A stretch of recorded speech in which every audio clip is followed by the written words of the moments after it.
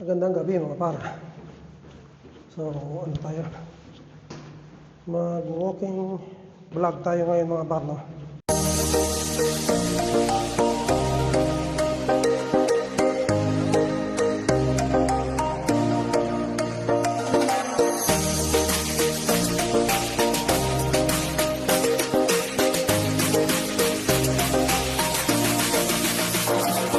Dos Davao del Sur nandito.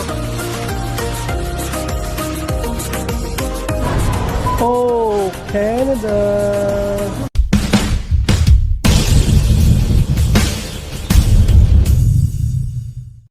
Yan, gamit natin nga yung ating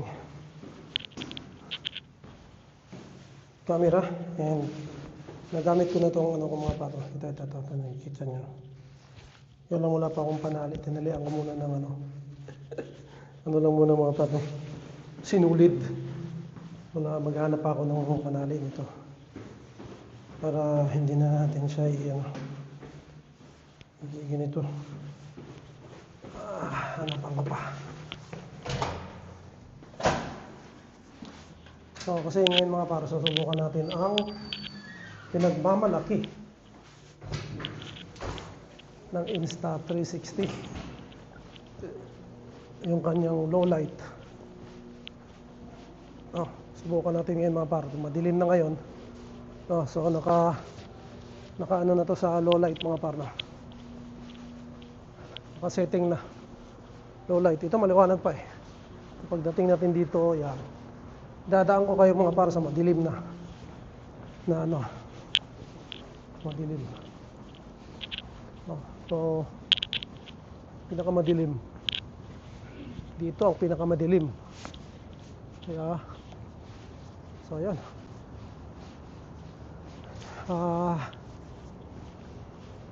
Maya, punta tayo dun mga par. Mayroon pang madilim doon, para masubukan talaga natin tong ano. So nagdala lang ako ng mic mga par, kasi gusto ko rin subukan. So ano naman siya, ayos naman siya. Nag-ano man siya mga par, nag-connect dito sa ating Insta. Pero ang ano lang mga par, dahil isa lang ang pwedeng i-connect dito sa Insta, hindi pwede dalawa sabay. Hindi katulad pagka mga DJI na camera yung bibilhin mo, pwede dalawa sabay mga par, no, dalawang mic. No, yung gamit ko ngayong mic mga par ay DJI Mini 2. So mayroon na ngayong mayroon na ngayong Mini 3 mga par, no.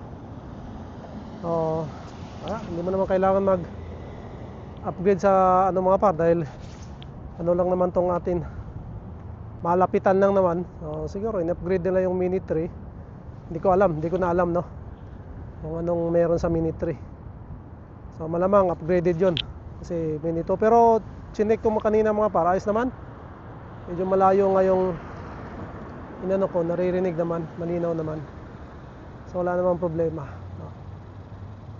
So ayun, saan tayo sa madilim? Madilim. Hanap tayo madilim. Gusto ko yung madilim. Ito dito sa maliwanag. Ngayon ito mga par, pag GoPro yung gamit ko, no, wala, mahirap. Hirap siya sa GoPro. Sa DJI medyo maganda pa yung low light ng DJI. Dito. Dito tayo dumaan. Yan. Dilim dito. Yan, pag GoPro to mga par, wala na. So check natin kung ano ba ang tsura, ano ba ang ano ng Insta360 X5 pagdating sa mga ganito madilim, no? Ito nakasetting na mga par, no? Sabi ko kanina, nakasetting na to sa pure video kung tawagin nila, no?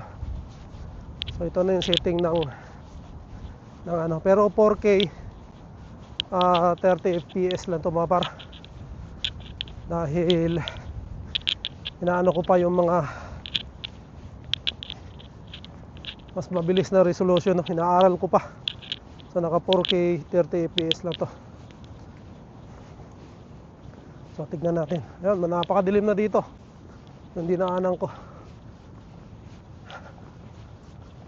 Ayan.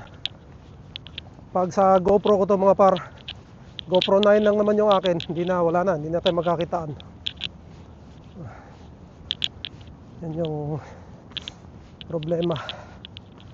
Kahit naman yata sa GoPro 13 ngayon, yung bago, no, medyo ano talaga, no, DJI maganda. Pero ang GoPro mga par maganda rin. May lalabas kasi sila ngayon mga bago, so baka inayos na nila yon. Kasi hindi sila mapag-iwanan sila kung talagang mahina pa rin yung ano nila sa gabi mga par, no? Pero malamang ayusin nila yan. Kasi ang GoPro mga par talaga napakatibay din. Yung akin nga 3 years ko nang gamit yon, no? Nagkahulog-hulog na, gulong-gulo na, ilang beses na nahulog yun mga par. Pero okay pa rin. Sa pagmaliwanag mga par, umaga, wala kang problema sa ano, sa video quality niya, maganda, no? Sa tibay meron, no? Sa medyo sa gabi lang talaga siya mahina. Kaya yung iba mas pinipili yung DJI, no? Kasi talagang maganda sa ano sa low light o may mga madilim na pag nag-vlog ka sa madilim mga par, maganda pa rin ang kuha, no? So ayan, lalakad din ako mga par, no, para ma-exercise din tayo. Kasi gusto ko ring maano-ano kaysa matulog. Lakad muna. Oras mga par, alas 9 ngayon. Nakalis ko kanina 9:06 kanina, siguro mga 9:15 na ngayon. So ayun, tinry ko lang itong ano niya, features niya, no. So, malalaman ko to mga par, no, mamaya pagka maliwanag to i-upload ko to. Pagka madilim, dito natin malalaman mga par. Alright. And meron din akong gustong basahin sa inyo, no, kasi yung mga last previous upload ko mga par, meron tayo ng mga nag-comment doon. Gusto kong basahin sa inyo, para gusto ko kasing mapanood ng mga iba nating kababayan mga par, no, na mga gustong pumunta, no, kasi ang target talaga natin dito sa vlog din natin yung mga may balak pumunta, no, dito sa Canada, lalong lalo na yung mga naka-student pathway o naka-LMIA mga par, no, dahil yun nga, marami nang nagpa-vlog na naman ngayon mga par, at hindi ko naman sinasabing maniwala kayo sa kanila o sa akin, no, but itong vlog na ito ay makakuha ka ng mga idea mga par, makakuha ka ng mga ideas mga par, and tips, no, tungkol sa buhay Canada at tungkol din sa pathway na gusto mong tahakin, no. Kagaya rin namin nga, naka-student pathway, no, magkakaroon ka ng mga ideas, no, kung talagang kaya nyo ba pwede mo bang isama ang iyong pamilya, kaya nyo ba yung mga gastusin saka mga ano rito sa Canada mga par, no, malalaman mo siya. At syempre gusto ko ring mag-research kayo, no, kasi nga hindi po basta-basta, no, ang pagpasok dito sa Canada mga par. At yun, kagaya nga nung nag-comment sa previous vlog natin, no, na isa tayo sa nabudol nung consultant mga par. Yun nga sa pagkakasabi niya, para sa akin totoo naman yun, no? Dahil talaga namang ang consultant wala namang sinabi talaga na hindi maganda. Wala namang sinabi ang consultant mga par na mahirap na noon, no? Kasi nung pagpasok namin 2024, talagang pahigpit na mga par. Kung naalala nyo, muntik na kaming maabutan ng bagong rules mga par, no, na lahat ng naka-diploma program ay hindi na pwede magsama ng dependents. Kami yun, no, muntik na kami maabutan. Nag-lodge kami March 12, nalabas yung yung rules na yun mga par, March 19. No, hindi ko nakakalimutan yun dahil nag-away kami ng konsultan noon. Inaway ko yung konsultan namin noon. Talagang pinursigi kong mailads. Kasi ang alam ko talagang maghihigpit na. So tama nga yung ano ko, yung pakiramdam ko, no, na maghihigpit. So yun, March 12 na ilads. March 19 naglabas ang Canada na lahat na mag-a-apply ng student na diploma program March 19 onwards, hindi na pwede magsama ng dependents, no? So talagang sa part na yon, maswerte pa kami mga par, no? Siguro will na rin ni Lord siguro talaga na ganun. So kumbaga na ano pa kami, umabot pa kami mga par, hindi kami kasama. Pero kung na-late lang kami ng konti, 1 week lang mga par, oh, pagitan. Kung na-late lang kami ng konti mga par, wala na. Malamang hindi namin itutuloy dahil ano man, kung si Mrs. na lang pupunta, malamang hindi kami tutuloy mga par. Dahil mahirapan si Mrs. Tsaka first time niya, hindi pa siya sanay talaga. Kaya ayun, yun yung isa sa gusto kong mapanood sana or malaman ng mga iba nating kababayan, para talagang aware sila. So, marami naman ngayon mga par, no? Sa Facebook, dito sa YouTube, marami na nagsishare talaga ng mga buhay patungkol sa buhay Canada, kung anong dadating nyo rito. So tagayin nyo lang mga par, no? Panoorin and research din syempre. Ang pinaka-importante, gaya ng lagi kong sinasabi, pera talaga mga par ko. Kung naka-LMIA ka, kailangan mo rin ng pera, no? Dahil baka pagdating mo rito, di ba, hindi mo alam, no, kung dadatan mo. Kailangan may nakatabi kang pera mga par, kung ano man ang mangyari, ano man ang mangyari, meron kang hugot, hindi ka mga problema, di ba?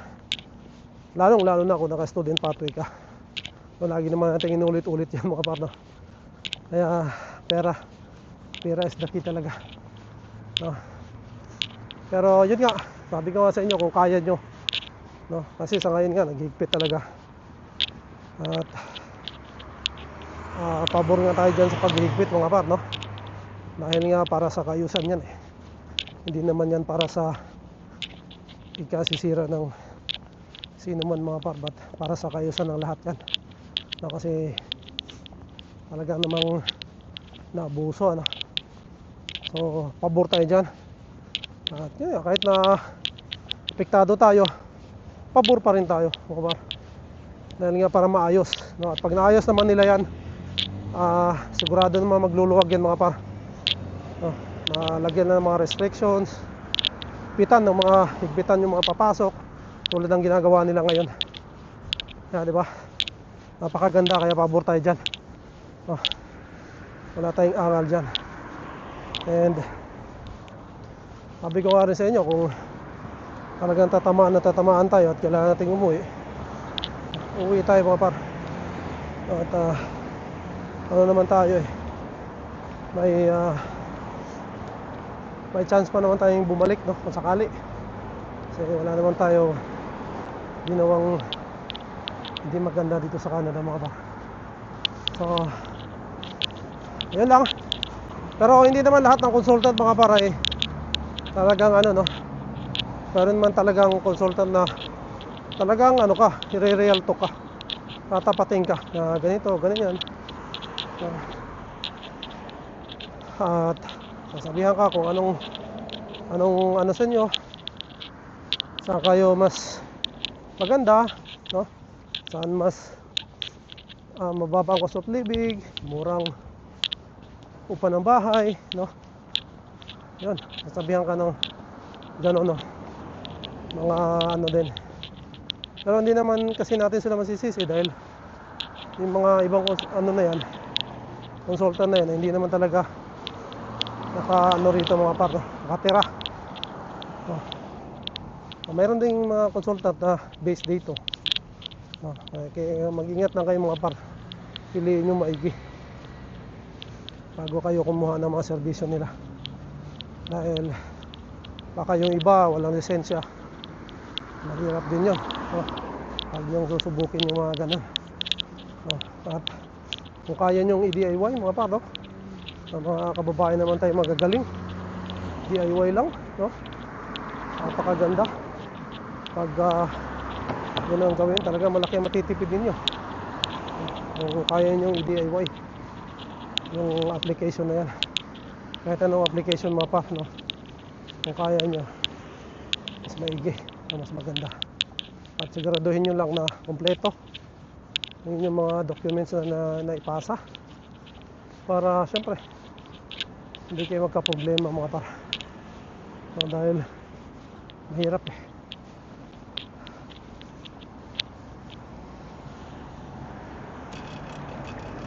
So yun. Wow, punta yung daan. Ayan. Night walk. Night walk sa gabi mga par. Shoutout pala sa kaibigan ko, no? Farmer Soria, David Donsay TV, Christopher in Canada. Shoutout. Ito, napakadilim na dito mga par, no? So subukan natin to. Ito ay napakadilim na lugar. Talaga namang walang ka. Dito yung mga puro puno mga par. Kahit dito lang tayo sa kalahati siguro, para masubukan ko lang talaga yung low light nito. Ito, napakadilim na nito mga par. So, yun. Right. Kalahati na. Tuloy na tayo. Baka may coyote rito eh. Hirap na. Kagandahan nitong Insta360 mga par, may stick, mahabang stick, no? Kung may mga atake sa yung ano, pwede mo itong gawing pamalo. Walang problema rito mga par. Maganda rin ito naisip nila, kasama na self-defense dito. Kung self-defense mo na. So ayan. Woo! Yan tayo sa liwanag, no? Tawid lang tayo.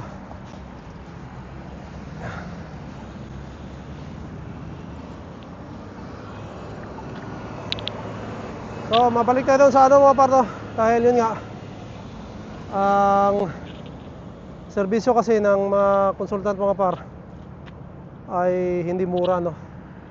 Talagang mahal po ang serbisyo nila.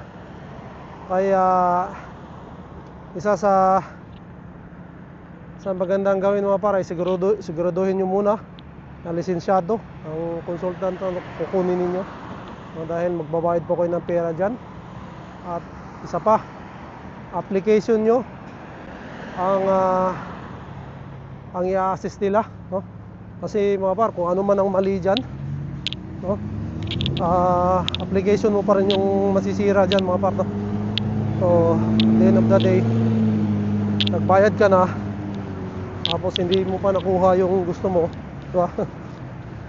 Mahirap. Kaya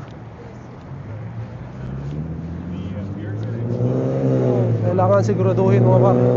Uy, sports car, oh. Siguraduhin nyo na talagang legit at lisensyado yung ano. Kaya para din may habol kayo mga par. Kung sakaling may reklamo kayo, mahabol nyo siya dahil may lisensya mga par. Pwede nyo habulin. Pero yun nga, the damage has been done mga par, no? Kung talagang nagkamali kayo, mahirap, no? So, kahit lisensyado man yan, pagka nagka-problema pa rin kayo mga par, mahirap pa rin, no?